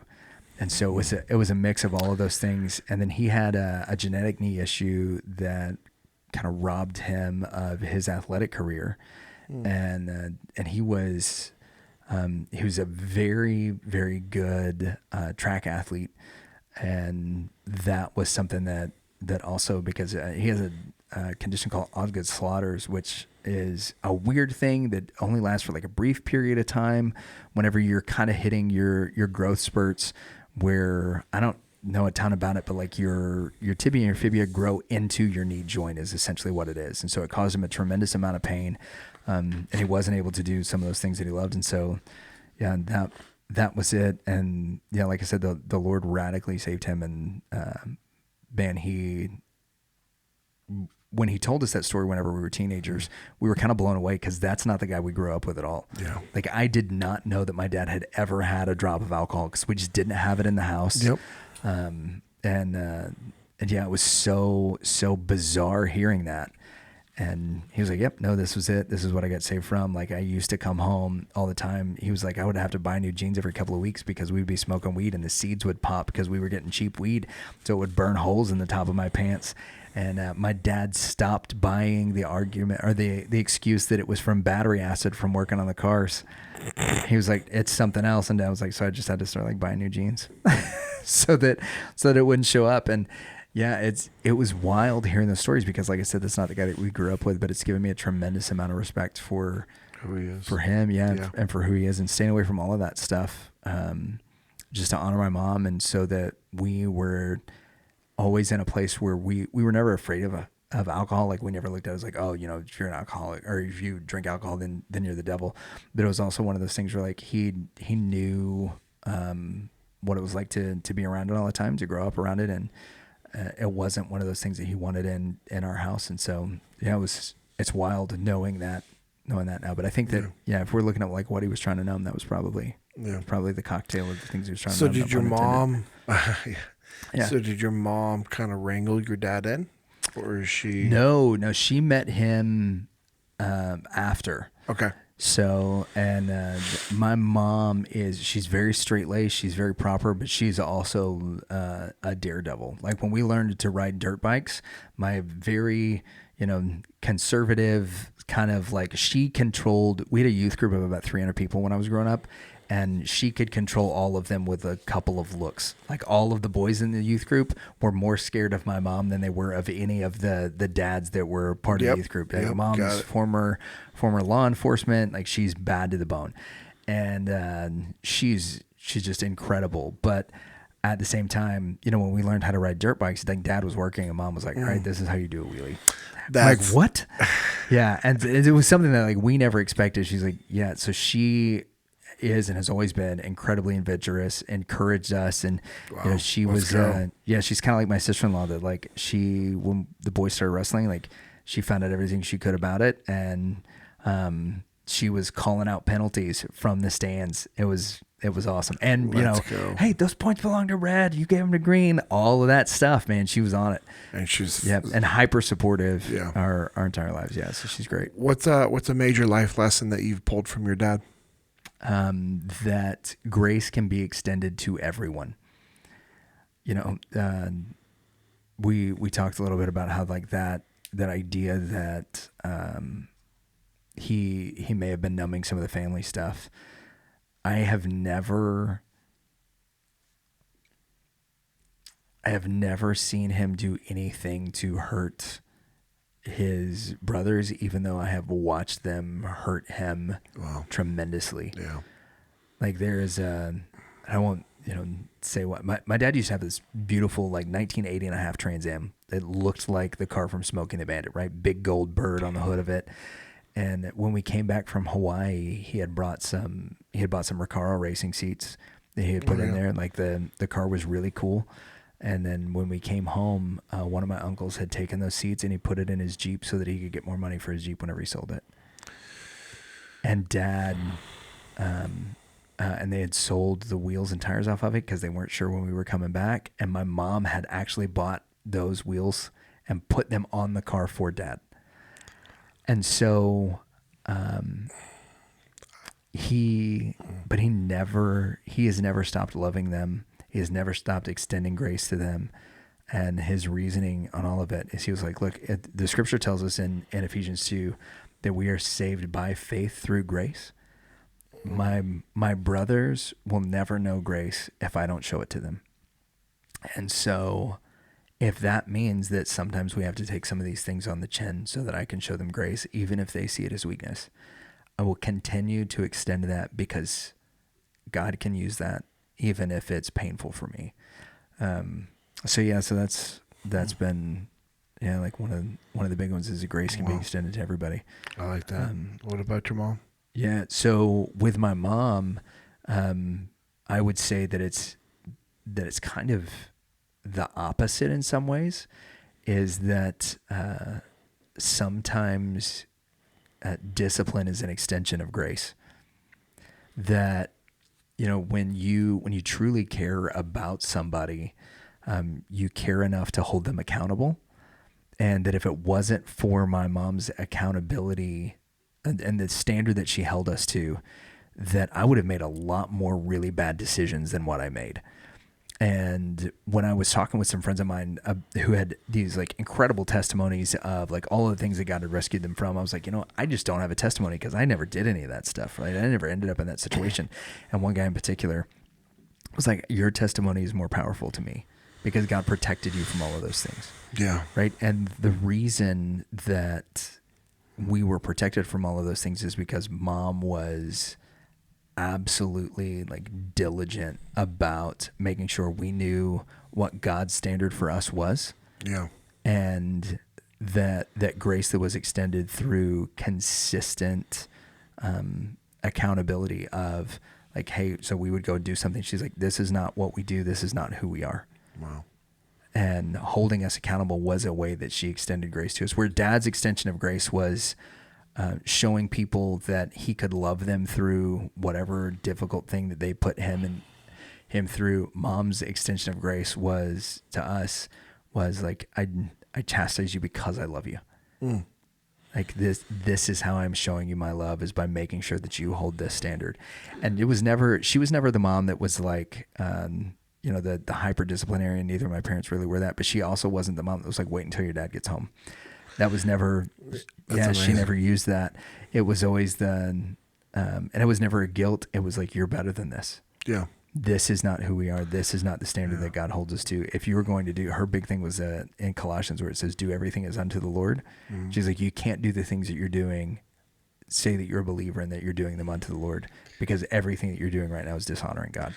It's like, well, crap. What a mighty woman of God. Just incredible. And I am so, so, so thankful for the relationship that her and Kirsten have, because already like Levi is showing that he has a lot of my personality, which means he's going to be a challenge.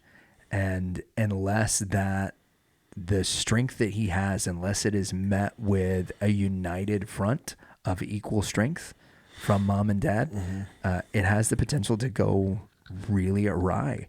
And that if I were to, so the individual lessons I learned from my parents would be those. The one that I learned from them as a couple is that when the scripture says that the two become one flesh, it means they are united in everything. Yes. If one of them handled a situation poorly with us, they would not, like my dad or my mom would not call the other one out in front of the kids. Yep. But they were both really quick. They would walk away.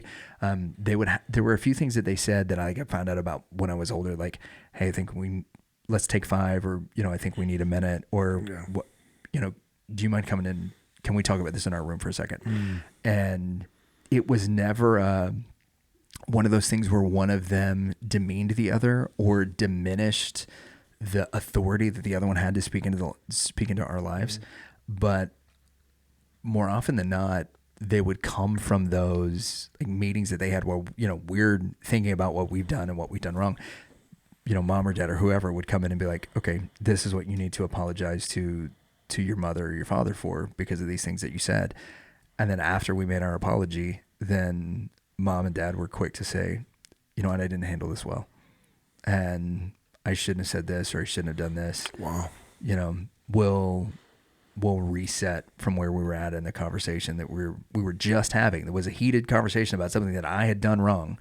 Like, we're going to reset to before this thing started so that we can continue this conversation and go from there. And man, that was a huge precedent of like, you couldn't come in between our parents. We couldn't do the, well, hey, if dad says no, I'm just going to ask mom. They were united on everything. And that's the thing, Cody Gandy talked about in our episode with him is they were like, how come you and mom are on the same team? Our folks were on the same team. And I think especially when you've got more kids than you do parents, that's got to be the name of the game, is being united on that front. And that's really one of the things I strive for in my marriage with Kirsten. Yeah, you guys are awesome. It's really cool. As Amanda and I have gotten to know you guys more and spend, the amount of time you and I spend and the time our family has spent that one evening, but just chatting and talking, it's very apparent that you and your wife maintain alignment. Yeah. And unity, it seems. And that's something that Amanda and I try to do as well. Yeah. And it's very important. It's very important that people understand the importance and the necessity to have alignment with your significant other. Yep. I mean, and so much of it comes to like we've talked on this podcast, you and I have talked privately about, the main thing is about keeping ourselves aligned with God's word and God's will for us as individuals and for our relationship with our wives. But extreme ownership is something that you and Amanda both read, and that after I read it, I passed it to Kirsten, and it's one of those things now where we will use the language from the book at home. That's awesome. That, we're getting ready for the second baby, and so she's got all of these things that she needs to be done, and oftentimes what happens is like the thing that is the top of mind or that has inconvenienced her in this moment, that's the thing that absolutely, now that's the thing that has to be done right now. And so, I'll ask, hey, is this really the priority? And it's not as a challenge, it's not as any of that, but because we're scripturally aligned, because we're aligned in our prayer lives and our quiet times, and praying together is such a big part of our relationship. But because we also like recognize the necessity of using the laws of combat in our home, especially since like we both being the oldest of four, we hope God blesses, and we're praying that God will bless us with 4 kids. Like using the laws of like figuring out cover and move when we've got one kid that's 18 months old who's running from, I'm cooking, Kirsten's in the other room folding laundry, and he comes in, to where I'm cooking, wants to say some stuff to dad for a little bit, and then darts out of the room. That little bit of cover and move that's like, hey, he's heading your way, right? Is huge. Yep. When it comes to like, all right, am I in a place where I can receive the child because I've got water boiling, or because there's a bunch of things that are right in the middle of folding, or whatever it is.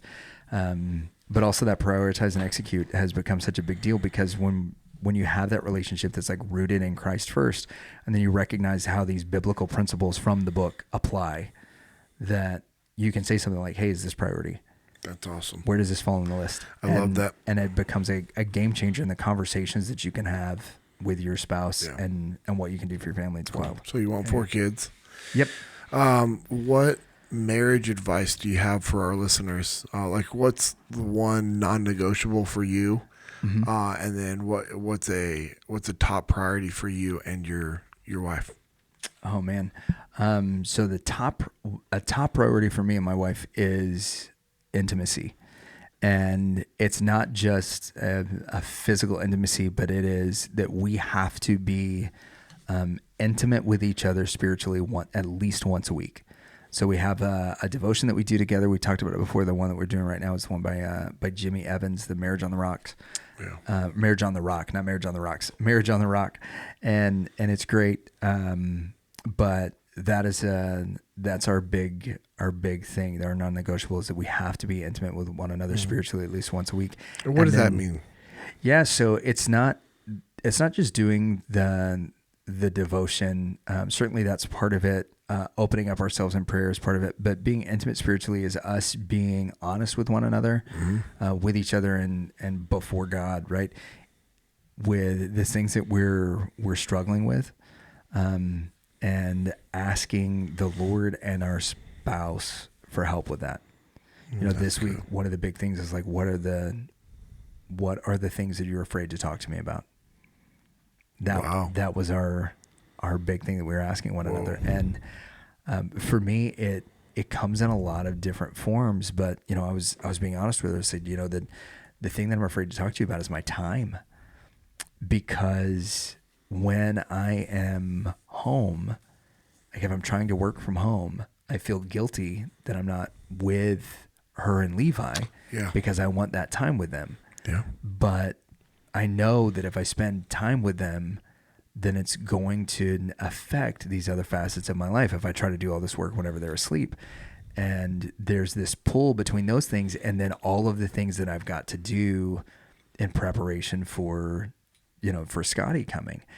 And if I spend time doing the things that I'm supposed to do before Scotty gets here, I know that you'll be happy that those things are done, but sad that we didn't get the time together. However, if I spend the time with you and then don't do the things that I'm supposed to do or that need to be done for Scotty to get here, I know that you'll be happy that we spent the time together, but stressed that we didn't do this. Yeah. And if I'm not taking care of the things that I have to do for work and the opportunities that I get to work from home, then you're going to be more stressed that we're not going to be able to make ends meet because of all this stuff. I was like, I am balance there. Yeah, I'm stressed. I'm worried when I talk to you about my time. Because I don't want you to be in a place where you're feeling like that I'm making or that I'm projecting that like, no, Kirsten is demanding these things from me. But at the same time, I don't want you to feel like you guys aren't priority. So this is a struggle. And man, that opened up the door to obviously something for us to pray about, and also, conversations of, there are times when we're together and I've got to answer a text message or I'm answering an email and I'm putting 10 minutes of thought into a message that, really could have waited for an hour before I got to it. But because I didn't, swipe over, save it as unread, now for her, she's looking at that and like, is what's happening on that phone more important than us? Are we boring him? Oh yeah. Because there's all this stuff. And so, the topic of my time became a really big, important conversation that we had both avoided having because we didn't want to hurt each other, and we didn't want guilt and stuff to be associated with all that stuff. And it allowed us to come back into alignment, and like I said, to give us something else to pray about, hey, we're using this appropriately. And if I put my phone down for 15 minutes and just focus on my kid, he's probably going to be pretty good for the rest of the day. Yeah. But if I'm with him for an hour and I'm on my phone for most of that time, like, he didn't really get any time with me. Yeah. Yeah. So that kind of stuff. That's awesome. That's, man, that alone for our listeners is, I think, pretty critical for people to really think about and take on board, because we're not doing that. No, it's hard to do. And there's a lot of people that aren't doing it. And until they do a study like you guys are doing together, I mean, what's the likelihood that somebody's going to come to that conclusion on their own and decide to have that hard conversation with their spouse? Yeah. Probably not going to happen. What closing thoughts do you want to share with our listeners? Obviously, I want to do more of this in the future and kind of go down some more rabbit holes as they come about. But I appreciate this, man. I've been wanting to do this for a while, and then tonight I was like, after today's message, I was like, well, I think I know what I'm going to do tonight. Then blindsided me with it. I love it. No, man, got flanked, bro. The big closing thought would be, stay on the path. Yep. Right? Is when the one consistent thing from my story from beginning to end, with all of the other like ups and downs and things that some of the stuff we touched on and some of the things we didn't, is that even in the midst of me pursuing other things, that God never stopped pursuing me. And when I engaged him, the amount of success that I saw was unparalleled. But more importantly than that, when I was obedient in doing things that gave God glory, everything else in my life fell into place. Even if there were struggles, even if there was strife, even if things were challenging, that there was just a peace that everything was going to be okay. And there's a verse, Matthew 6:33, that says, "But seek first the kingdom of God and His righteousness, and all these things will be added to you." And we hear that, and a lot of people memorize that verse. And the stuff before it is when Jesus is talking about the cure to anxiety, and a lot of people look at the cure to anxiety and they're like, well, Jesus says, don't worry because God clothes the lilies of the field and, he takes care of the birds of the air. How much more will your heavenly Father take care of you? So the cure to anxiety is just not to worry, but the cure to anxiety is right there in Matthew 6:33 is to seek first the kingdom of God. And when we're focused on him, then he takes care of everything else. And sometimes he may take care of that through somebody else's generosity. Sometimes he may take care of that through putting us in a position where we have to humble ourselves and ask for help. Yeah. But putting the right people in our lives that we can ask them for help and giving us the courage and the boldness to do it. And sometimes it is just that we get to be in a season where as things are being thrown at us, that we get to press in with our faith and ask God, hey, I know that you're big enough.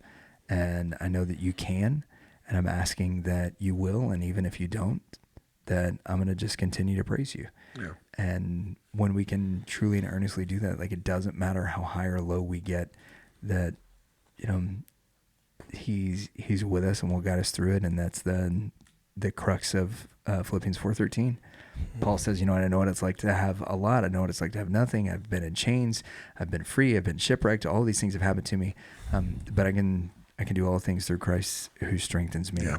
And if we're staying on the path, if we're keeping our focus on him, if we're seeking first his kingdom, then the success that we have, and we've talked about metrics of success are different. Yeah. The success we have is our satisfaction in knowing that we're living a life that's bringing glory to God. And man, there's nothing like that. That's awesome, man. On the planet.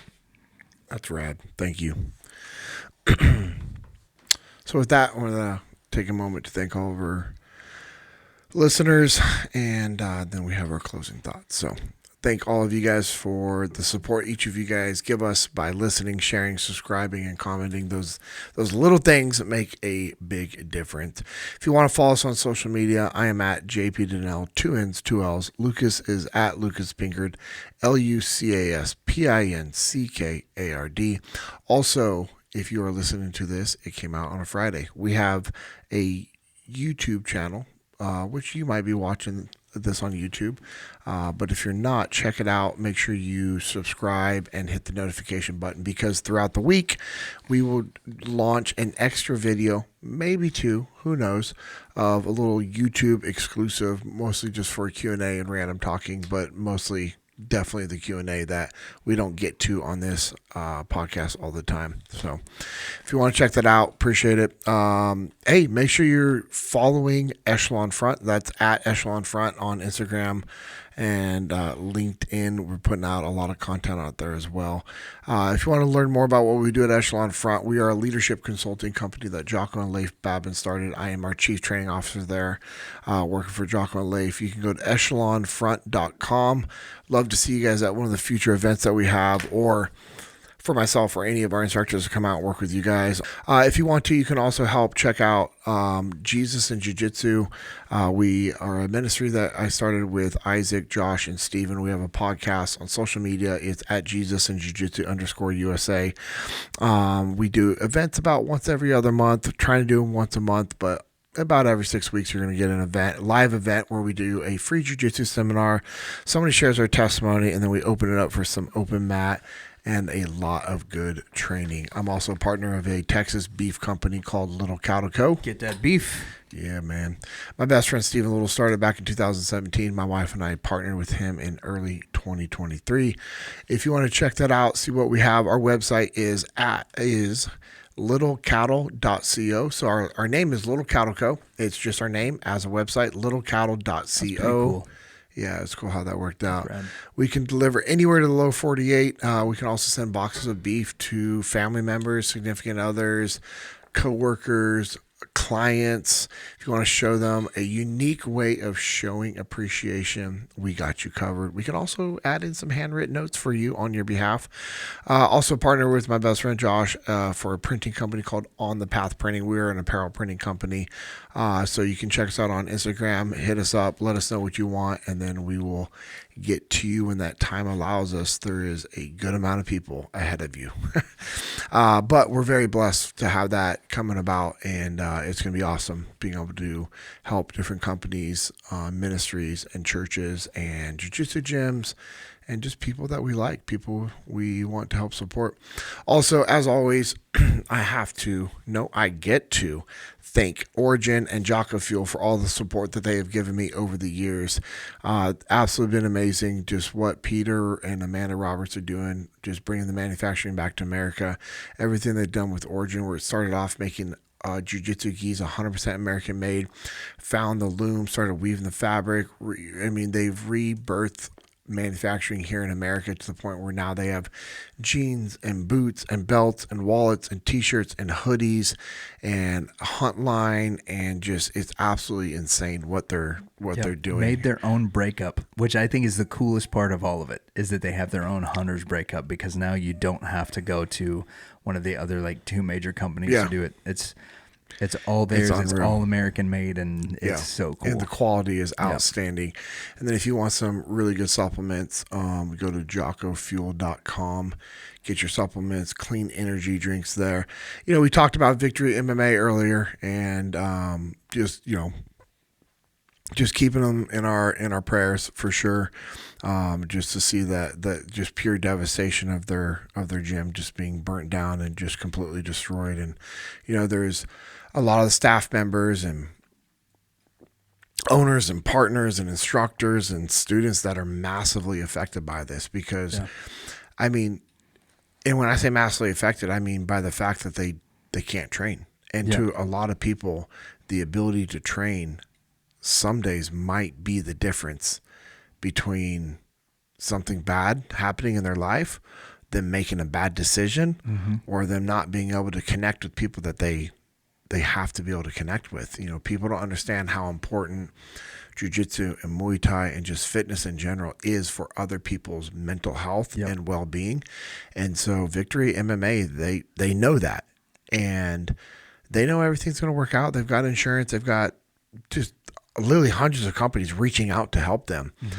But their main focus was finding a location, getting it up and running, and making sure people are being able to train. And since it's not going to be able to the same quality location training of Victory MMA, the training until the gym is back open, they're freezing all memberships, meaning you're not going to be paying.